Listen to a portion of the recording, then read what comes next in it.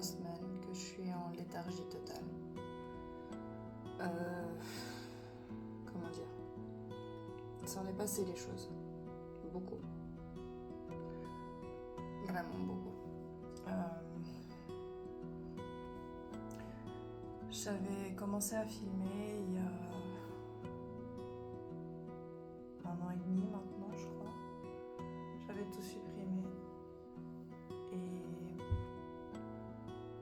Et nous voilà. 2025, c'est de la merde. Ça se voit à ma tête. Je suis cernée, je dors plus. Enfin, je dors plus sans Valium, bien sûr. J'ai des poids de 250 kg sur les épaules. Je mange pour manger. Je sors parce qu'on me demande de sortir. Je fais plus grand chose. C'est triste. Enfin, je crois.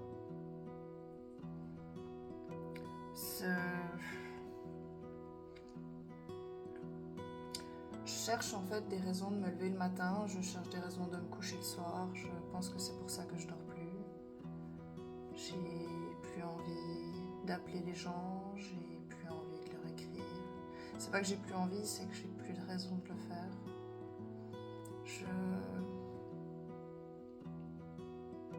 J'ai perdu ce truc. En même temps, j'ai tout perdu en l'espace d'1 semaine et demie, donc je dirais que c'est presque normal. J'ai perdu mon travail, j'ai perdu ma dignité parce qu'on me l'a arraché en pètant ma porte. Ça m'a replongé dans mes traumas que je pensais avoir guéris et en fait non. Enfin, en grosse partie oui, mais c'est là qu'on voit qu'ils reviennent au galop très vite. Et Mani est mort. Et ça a mis tout le reste en deuxième partie, enfin en bac. J'arrive pas à me remettre de la perte de Mani. 90% du temps, j'y pense avec le sourire, mais c'est vrai qu'il y a des moments où j'ai vraiment du mal.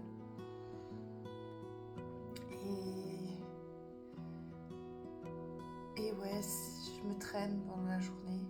Alors c'est drôle parce que je crois qu'à chaque fois que je mets une photo de moi sur les réseaux, je reçois jamais, j'ai jamais reçu autant de DM qui me disent que je resplendis, j'ai l'air, comment ils ont dit les gens, je rayonne. Alors c'est drôle parce qu'il faut croire que quand je tape une monstrueuse dépression depuis 3 semaines, j'ai l'air rayonnante sur les photos, c'est à se demander si je suis dégueulasse le reste du temps. Enfin, après en même temps, c'est pas comme si je m'étais sentie incroyablement belle le reste du temps, mais bon, bah apparemment la tristesse me rend rayonnante, faut croire.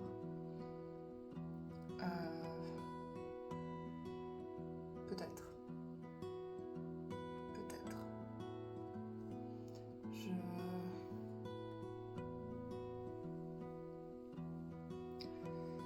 Il y a quand même un positif. Hier, j'ai réussi à faire des postulations. Je sais même plus pourquoi je l'ai fait, franchement. J'ai plus envie. Mon métier me déprime. C'est plus du tout le métier que j'aimais faire. Je l'aime toujours, de tout mon cœur. Je le pratique avec une passion folle. Parce que aider les gens, participer à sauver des vies, c'est toute ma vie. Être au service des autres, c'est toute ma vie. Mais c'est tout le reste en fait. C'est cette ambiance de merde au travail, partout. J'ai bossé dans tellement d'endroits et je crois qu'il n'y a pas un endroit où il n'y a pas cette concurrence pourrie, où si vous n'êtes pas un petit peu trop comme ci, un petit peu trop comme ça, on vous tire pas dans les pattes et ça j'en peux plus en fait. Alors j'ai toujours envie de pratiquer, c'est vrai.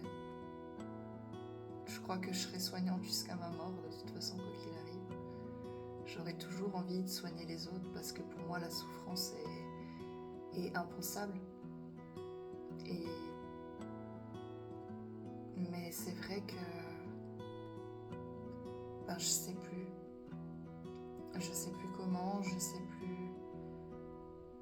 plus pourquoi en fait je me suis lancée là-dedans.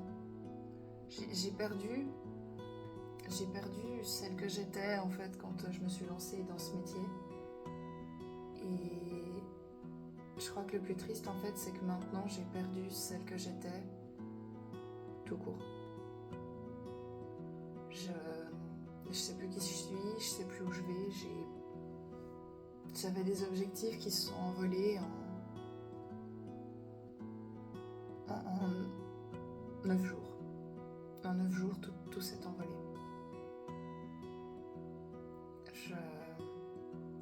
Je fais plus confiance à personne parce qu'on m'a volé ça. J'ai plus envie qu'on m'approche de trop près. Je croyais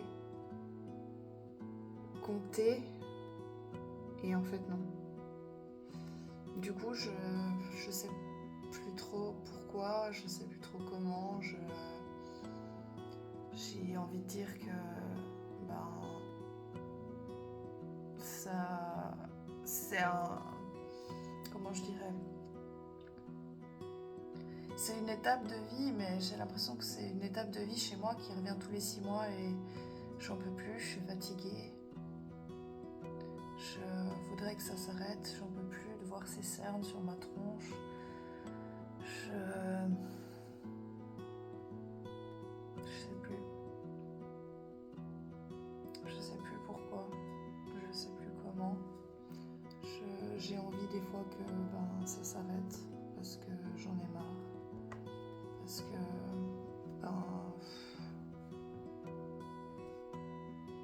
alors non, j'ai pas. Je crois pas. Je sauterai pas d'un pont, c'est pas du tout l'idée. Je suis pas dangereuse pour moi-même, j'ai déjà réfléchi, savoir si je retournerai pas à l'hôpital, mais non. Franchement, ça me dit rien.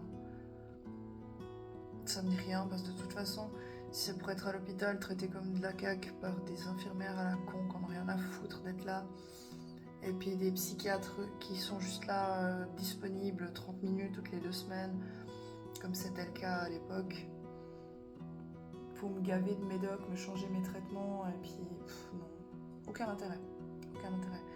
Autant continuer ce que je suis en train de faire, je remonterai bien la pente, faut juste me laisser un peu de temps que malheureusement je n'ai pas. Malheureusement j'ai pas ce temps, c'est ça le problème, c'est que t'as le droit de déprimer, mais pas trop, en fait. Et comme je veux pas d'antidépresseurs, d'anxiolytiques et tous ces traitements qui sont très bien pour les autres, mais qui je sais ne me conviennent pas du tout, du coup je lutte sans, en fait. Mais là c'est vrai que je commence vraiment à fatiguer.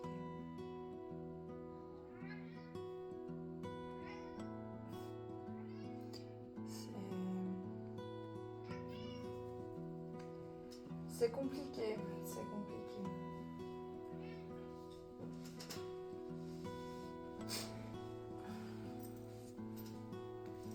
Je sais plus en fait, à force. J'ai pas l'habitude de me tourner forcément vers les gens. Du coup, je sais pas trop ce que je suis censée faire.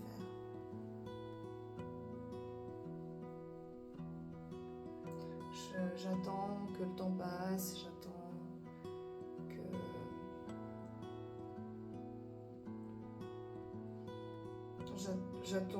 pas qu'une solution tombe tout cru parce que ça ne tombera pas tout cru. Mais j'ai tellement fait le tri autour de moi qu'en fait j'ai peur d'épuiser les gens. J'ai l'impression de plus mériter les gens qui sont autour de moi parce que je me dis t'es tellement instable comme gonzesse que qui voudrait en fait être dans ton entourage? Personne.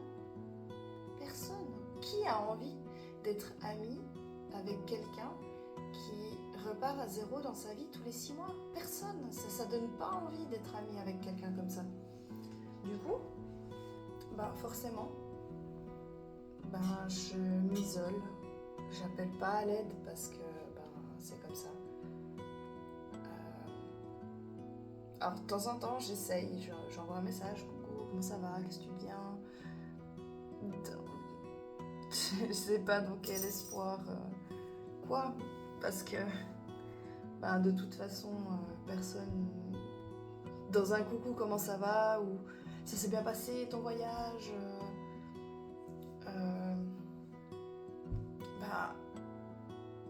les gens perçoivent pas en fait que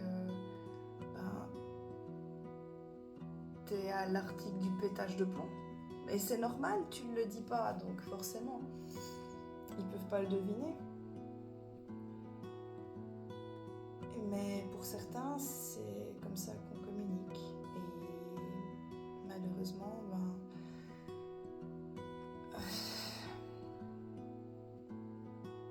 des fois, ça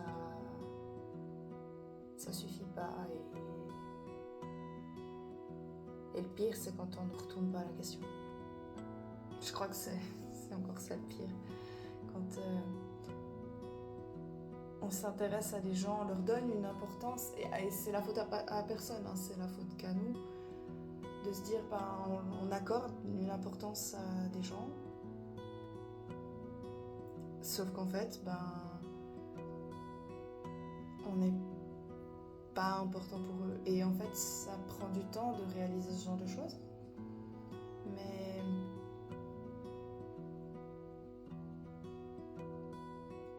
Mais quand on le réalise, ouais, ça fait mal. Se rendre compte, j'ai mis longtemps, je pense que je devais être ado, ouais, fin de l'adolescence, je pense. Mais ça, c'est mon cerveau à trou qui veut ça, hein. C'est la faute à personne, de toute façon, personne ne peut ne serait-ce qu'imaginer ce qui se passe dans ma tête et dans mon cerveau. De toute façon, j'ai pas appris à grandir avec, j'apprends seulement maintenant, donc comme j'ai compris que pendant 26 ans, j'ai cru que j'étais folle et on m'a dit que j'étais folle, donc ça fait peu de temps au final que je sais ce qui m'arrive, que je sais pourquoi je suis comme je suis. J'ai mis du temps en fait à comprendre que on est le personnage principal de sa propre vie, mais uniquement de sa propre vie. Et alors ça paraît très enfantin, hein, ce que je dis, parce que pour, on va dire, quelqu'un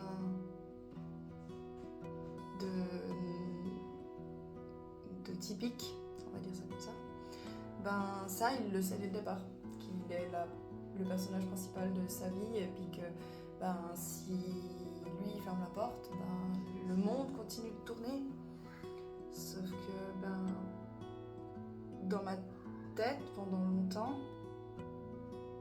je me disais que si moi je souffrais pour quelqu'un, la personne souffrait forcément pour moi la même chose. Et en fait, non. En plus, je suis quelqu'un d'hypersensible qui souffre très vite, qui interprète le moindre changement de comportement. Donc forcément, quelqu'un qui me dit « mais non, j'ai pas changé, qu'est-ce que tu dis, c'est dans ta tête ?» Non. Si tu passes on discute toute la journée à plus rien en 2 jours, je le sais, je le vois, c'est pas dans ma tête. Si tu passes tu mets des emojis dans tous tes messages à plus d'emojis du tout, je le vois, je le remarque. Moi, ça me touche, en fait. Pour quelqu'un de typique, ça ne lui fera rien, il s'en fout, parce que c'est des choses auxquelles il ne s'attache pas. Mais ces petites attentions, ces petites choses, c'est tu m'envoies un réel Insta pendant 300 réels Insta par semaine à plus rien. Pour quelqu'un de lambda, il s'en fout. C'est pas grave si ça s'arrête. Pour moi, dans ma tête, et j'ai beau travailler là-dessus, dans ma tête, la personne, elle m'aime plus. Elle m'abandonne, Alors, c'est la faute à personne et je fais aucun reproche à personne quand je dis ça. Mais j'ai beau lutter, j'ai beau travailler dessus, j'ai beau en parler, j'ai beau... à mon psy, hein, bien sûr. Mais c'est quelque chose contre lequel je n'arrive pas à me battre, en fait.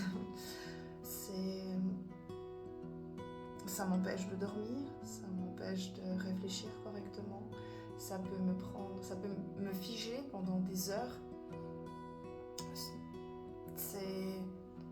Ouais, je peux rester complètement bloquée pendant 1 heure juste à attendre que mon téléphone sonne, alors que je n'ai pas envoyé de message. Donc forcément, je n'aurai pas de réponse, mais j'ai envie que la personne se dise je vais lui écrire. Mais du coup, comme personne ne le fait, en fait je m'isole parce que comme ça, on peut pas faire de mal si je donne pas l'occasion de m'en faire. Donc si je suis seule, on peut pas m'atteindre. Et j'ai remarqué que depuis, on va dire, milieu 2024, j'ai fait une razzia autour de mes potes et mes potes se sont fait une razzia tout seuls en fait. Je n'ai pratiquement plus d'amis. C'est un choix. C'est un choix. Simplement parce que je ne veux plus. Avant, j'avais la mauvaise habitude de mélanger tous mes groupes d'amis, de faire en sorte qu'ils s'aiment bien, de faire en sorte... Et en fait, c'est pas une bonne chose. C'est vraiment pas une bonne chose. Tout le monde n'a pas à s'aimer, tout le monde n'a pas à s'apprécier. Et surtout, avoir trop de gens autour de soi, je pense que c'est pas bien. C'est pas bien, en fait. Parce que à trop s'éparpiller, on en devient vulnérable. À trop donner des petites parcelles de nous, on se morcelle, et plus on morcelle une personne, plus elle devient vulnérable. Et vulnérable, je l'ai toujours été. Je suis pas faible, je suis vulnérable. C'est pas la même chose. Parce que faible, je l'ai jamais été, dans le sens où j'ai porté assez de responsabilités, j'ai survécu à assez de choses. J'aurais eu tellement d'occasions de mourir que faible, je ne le suis pas. J'ai vu la mort en face plusieurs fois. On m'a braqué un flingue sur la tronche, en plein milieu de mon salon. Je veux dire, des occasions de mourir, j'en aurais eu plein. Faible, je ne le suis pas. J'ai du caractère, mais à certains moments de ma vie, je me suis morcelée un peu trop et j'en suis devenue vulnérable. Parce que je donnais l'occasion aux gens de me blesser, en fait. Parce que j'attendais de l'attention de tout le monde, j'avais envie d'être la coqueluche de tout le monde, je voulais que tout le monde m'aime, sauf que je voulais que trop de monde m'aime. Et on peut pas plaire à tout le monde, on peut pas être parfaite tout le temps, on peut pas... Et forcément, quand on a l'espoir de plaire à tout le monde, on a l'espoir d'être aimé de tout le monde, forcément il suffit qu'une personne, il y a quelque chose qui n'aille pas, et forcément il peut y avoir un effet boule de neige et vous perdez 4, 5 personnes d'un coup et vous pouvez rien y faire. Vous pouvez rien y faire parce qu'il suffit d'un malentendu, d'une personne qui a mal interprété quelque chose, ou même d'une prise de bec telle qu'elle, parce que c'est comme ça, vous n'êtes pas d'accord, ou pour X ou Y raison, ça ne va pas, simplement. Parce que cette personne en face est un parfait enculé, et puis voilà, on n'est pas toujours parfait, on n'est pas toujours d'accord, et puis il y a des gens, c'est des cons, et puis c'est comme ça. C'est comme ça. On peut rien y faire, hein. On peut s'imaginer que certaines personnes, certaines fois, on les idéalise, et on les idéalise longtemps, ça peut durer des années, et tout à coup, du jour au lendemain, c'est fini. Et c'est pas toujours avec des gens dont on a fait la connaissance il y a 6 mois que ça arrive. Ça peut être avec des gens dont on a fait la connaissance il y a 15 ans, qui ont traversé des choses terribles avec nous, et ça s'arrête du jour au lendemain. Pour une bêtise. Mais c'est comme ça. Et je me suis posé la question à savoir, est-ce que ça valait la peine d'essayer de se battre, d'essayer de recoller les morceaux, et des fois, non. Non, ça vaut pas la peine. Ça vaut simplement pas la peine. Parce que, il suffit de se dire que, certaines choses doivent prendre fin pour que de nouvelles commencent. Et je dis ça alors que j'ai une tronche de cadavre qui dort sous Valium depuis avoir la taille de mes cernes, 1 semaine. Qui sort de son lit après 3 heures de coma, mais oui, des fois, le changement a du bon. Perdre des amis, ça peut avoir du bon. Voir des amis moins souvent, ça peut avoir du bon. La solitude a du bon. J'avais très peur de la solitude. J'avais vraiment tout le temps besoin qu'il y ait du monde à la maison. Ça, c'était avant que tout parte en vrille. Donc je parle de ça il y a des années. Il y a 10 ans. Oui, il y a 10 ans. Il y a 10 ans, on avait constamment du monde à la maison. Tout le temps. C'était la fête tout le temps, je pense du mercredi soir au lundi matin, heure de partir au boulot. On avait constamment du monde à la maison. Mais ça me plaisait. J'avais l'impression d'être quelqu'un, en fait. J'avais l'impression d'être quelqu'un, il y avait tout le temps du monde, il y avait tout le temps de quoi faire la fête, de quoi... des gens pour qui j'avais vraiment l'impression de compter. Alors que c'est des gens qui, aujourd'hui, je les croise dans la rue, on se dit pas bonjour. Alors qu'ils vivaient pratiquement chez moi. Mais c'était du profit. On avait ce qu'ils voulaient. On pouvait leur en fournir à moindre prix. Du coup, forcément, on était les meilleurs amis du monde. C'était comme ça. On avait le fric, on avait ce dont il ne faut pas parler.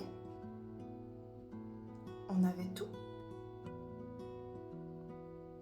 Et on avait les gens, on avait de l'entourage, on était connus partout. Et ça a viré au cauchemar.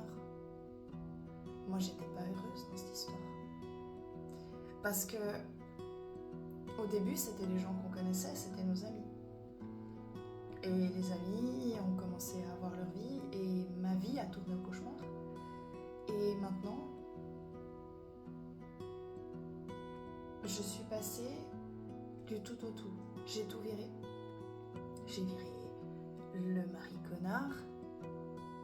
Heureusement, depuis des années. Oh, qu'est-ce que je suis bien.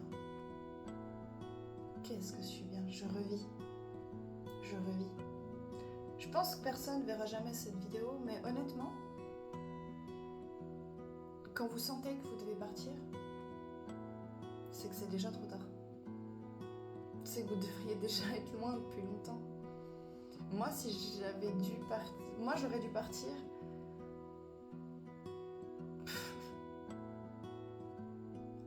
je pense, 5 ans avant. Même plus. Oh, plus. Plus parce que la première gifle, ou le premier coup de pied, je sais plus ce qui a commencé, je sais plus par quoi ça a commencé. Je l'ai pris. Oh, je sais plus. Je sais même plus. Mais j'aurais dû partir bien avant ça. Donc j'aurais dû partir, ouais. Dire que je l'ai épousé après. Bref, peu importe, on s'en fout, c'était pas le sujet. Mais c'est là qu'on voit que j'ai aucun fil conducteur, que je parle de tout et de n'importe quoi. Et qu'en fait,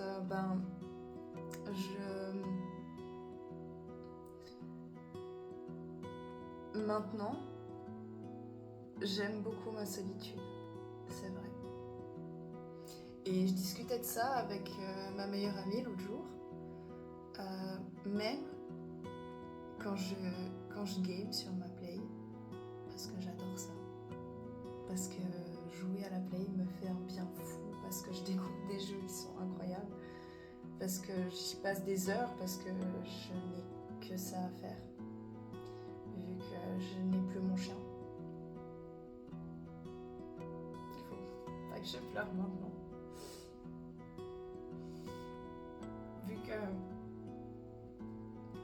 Vu que j'ai plus Mani, qui est plus là pour me motiver à sortir, vu que je n'arrive plus à monter sur mon vélo parce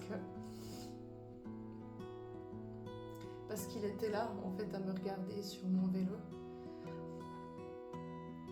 et qu'il couinait tout le temps à côté comme pour me dire mais tu fais quoi espèce de taré, un vélo ça se fait dehors. J'y arrive plus. Je passe des heures à faire ça. J'arrive plus à lire non plus. Donc du coup, voilà. Arrête de pleurer, Bécasse.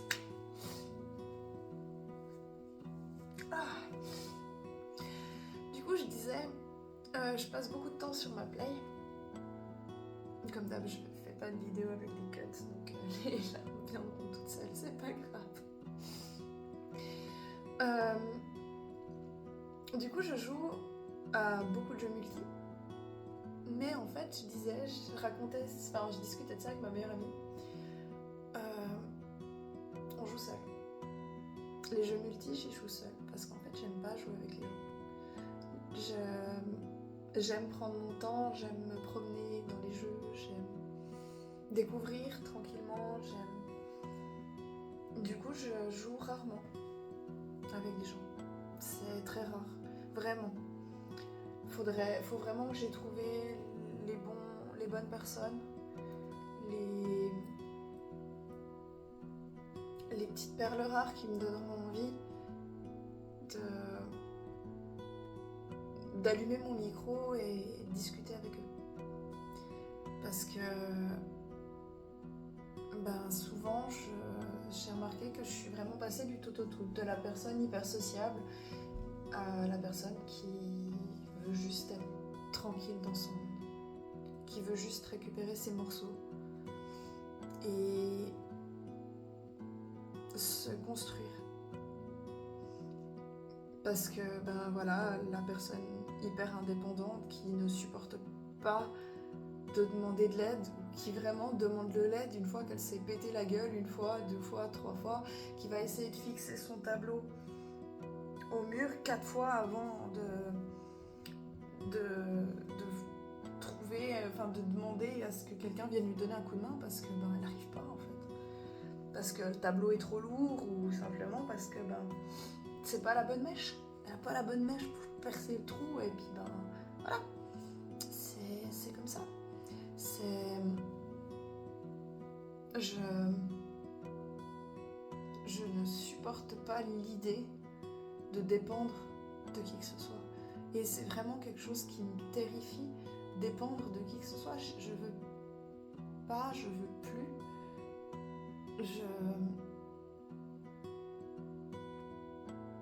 J'ai tellement dû me sortir de merde que je n'ai pas créé que maintenant l'idée qu'on puisse me remettre dedans, je peux pas. Et quand je vois maintenant ma vie, je me demande en fait, est-ce qu'en fait le problème n'a pas toujours été moi en fait. Alors oui, je suis ultra violente avec moi-même, je l'ai toujours été, je suis quelqu'un de très sévère, très dur avec moi. Je l'ai toujours été, je l'y serai toujours. Mais ça c'est la perfectionniste qui cause. Perfectionniste, ça veut pas dire qu'on est parfaite, hein. Ça veut simplement dire qu'on est tellement sévère avec soi-même que y a beaucoup de choses qu'on n'ose pas faire, qu'on n'ose pas tenter parce qu'on a trop peur d'échouer, de pas être bon dès la première fois. Donc du coup, on fait pas, on passe à côté de beaucoup de choses. Être perfectionniste, c'est vraiment une galère. C'est vraiment une galère. Ça veut pas dire retenter. Enfin, ça peut dire retenter jusqu'à qu'on y arrive. Mais ça, c'est souvent quand on est seul. Quand on peut faire quelque chose seul. Parce qu'on montrera le résultat que quand il sera parfait à nos yeux. Ça veut dire qu'on va refaire et encore et tabler encore. Et même quand il sera parfait, on sera persuadé que ce sera raté.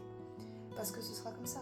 Et si on doit faire des choses en public, et public, ça n'a pas besoin d'être sur une scène ou quoi que ce soit. Simplement devoir faire quelque chose avec un témoin. C'est tout. Faire quelque chose avec un témoin. Moi, le truc qui me met le plus à l'épreuve en ce moment, ça fait 2 ans et demi, c'est le tir. Chaque fois que j'y vais, là ça va mieux. Mais on va dire que la première année, ça a été dur à crever parce qu'il y avait du monde autour. Parce que je devais réciter les règles de sécurité devant tout le monde, que je n'aime pas du tout être questionnée devant les gens. Je dois tirer devant les gens, je vois les gens évoluer comme des dingues, devenir des Lucky Luke, etc. À une vitesse grand V, ils viennent depuis 6 mois, 1 an, et ils ont un niveau overpété, et moi je suis là depuis 2 ans et demi. Et j'ai l'impression d'avoir commencé il y a 3 semaines. Enfin, je lutte tout le temps pour continuer. C'est la première fois de ma vie que je poursuis quelque chose alors que je me sens nulle. Et pourtant, il y a du monde autour. Mais là où c'est paradoxal, c'est à cause du monde autour que j'y vais. Parce que j'aime bien ces gens autour. Parce que pendant un petit instant, c'est mon monde en fait. J'ai l'impression d'appartenir à ce groupe parce que je crois qu'ils sont contents de me voir, peut-être. Parce que j'ai l'impression d'être normale. Alors, ça se voit comme le nez au milieu de la figure, comme la débile au milieu du groupe, parce que la débile c'est moi. On dirait une gamine. J'ai 30 ans, mais on dirait une gamine. J'ai l'air stupide au milieu de tout ce monde. Ils sont tous super intelligents, ils ont tous des jobs de tarés, pour la plupart, sont tous soit entrepreneurs, soit des jobs relativement bien placés, et t'as moi qui suis au chômage tous les 6 mois, qui depuis que j'ai commencé, j'ai déjà changé 4 fois de boulot. Je galère pour venir pour payer, parce que, je galère pas pour payer, je prévois mon budget tous les mois pour pouvoir venir tirer, mais c'est vrai que quand il y a des cours un peu spéciaux et puis que je dois venir, je tire un peu la gueule, parce que pour moi c'est pas évident. Ça me fait un trou dans mon budget, je sais que ce mois-ci, à cause de ce cours, je boufferai pas de viande par exemple. C'est pas que j'ai besoin de manger de la viande, mais je sais quelque part, je suis un intrus dans ce monde. J'ai rien à faire là, concrètement. Mais c'est pas grave. Moi, ça me fait plaisir de faire partie de ce groupe pendant un petit moment. Et puis je joue pas un rôle. Je crois que même au contraire, il y en a qui me challenge et c'est pas pour rien. Peut-être même qu'il y en a qui croient en moi un petit peu. Peut-être. Même si je crois qu'il y en a beaucoup qui me prennent pour la meuf un peu bonne que peut-être ils ont envie de baiser, que certains ont déjà fait, et puis voilà, enfin, c'est pas grave. Que les gens me voient comme ils veulent, c'est pas le plus important. Je sais que je n'ai pas beaucoup plus d'intérêt. Les gens prennent pas le temps de me connaître de toute façon. Mais ça a toujours été comme ça. Donc, je sais que je suis la bonne copine qu'on aime bien baiser, et puis avec qui on s'amuse, mais avec qui on va pas plus loin, quoi. Donc, on ne prend pas le temps de me connaître. Donc, c'est pas grave. Enfin, ça fait mal. Mais c'est pas grave. Ça en revient à ce que je disais plus tôt. Donner de l'importance aux gens et se rendre compte que, en fait, on n'a pas autant d'importance pour eux, et puis que eux, une fois que ils ont passé votre porte ou que vous avez passé la leur, en fait, vous allez y repenser, mais eux sont déjà passés à autre chose. Donc, voilà. Comme quoi, hein, j'ai beau avoir parlé une demi-heure, et parti dans tous les sens, et du coup, on y revient. On y revient. Tous les chemins mènent au Caire. Rome, c'est de la merde, j'ai décidé. Non, mauvaise expérience. On n'ira pas à Rome. Et ouais, c'est vrai que pour ça, c'est pas grave en fait. J'aime m'inclure dans ce monde pendant un petit moment, alors je sais que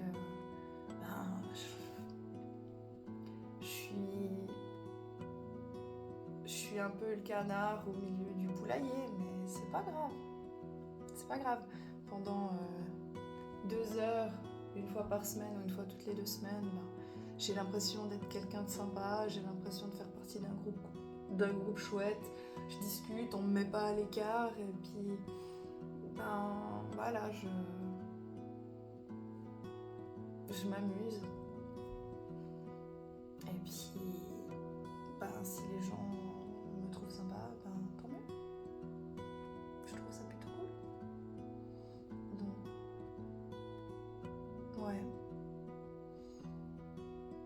Sinon, qu'est-ce que je pourrais dire d'autre?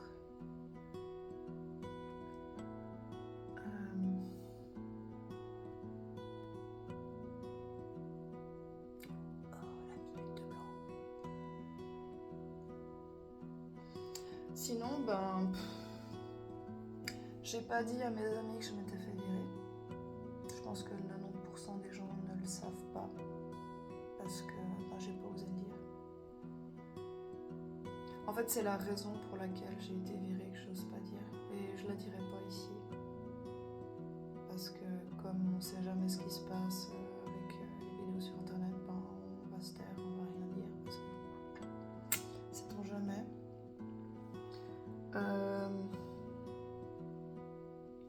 Je sais pas trop ce que j'attends. En fait, le truc c'est que j'en ai marre de décevoir les gens, j'en ai marre. Donc voilà. Donc ouais. Là, je suis censée me dépêcher. Je dois me préparer. Donc je pense que je recommencerai à discuter régulièrement, peut-être. Chaque fois que je dis ça, c'est quelque chose que j'arrête. Donc j'espère que... Je pense que personne verra cette vidéo, mais si quelqu'un a pris le temps de regarder ce foutoir de blabla d'une inconnue, merci. Et Surtout, vous abonnez pas, commentez pas et puis perdez pas votre temps. Ciao.